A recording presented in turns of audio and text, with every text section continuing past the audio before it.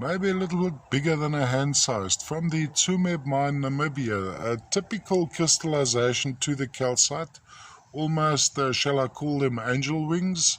I don't know what the term here is. I think maybe in terms of esoteric in this case. So this would be the one point of display. Huge calcite crystal sitting on this matrix.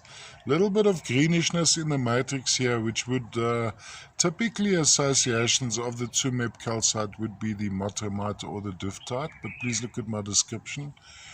Maybe some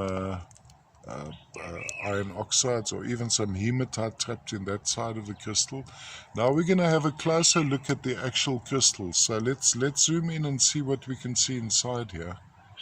That's a little bit underexposed. Look at the intricate formation. It's like little almost wings, all made up of tiny calcite cubes. It's a little bit underexposed now. There we go. All those little lines you see are actually plates of the calcite which have been stacked, which are stacked on top of each other.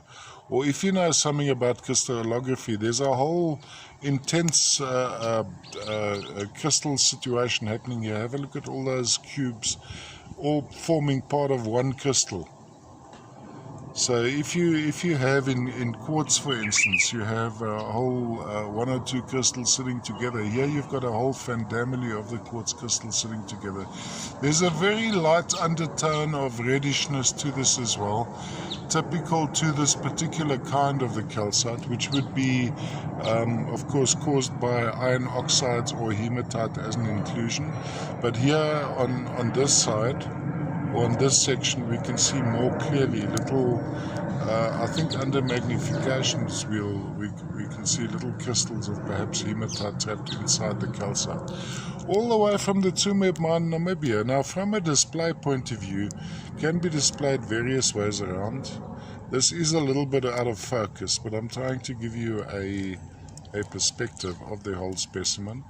I quite enjoy maybe like this, where we focus on those.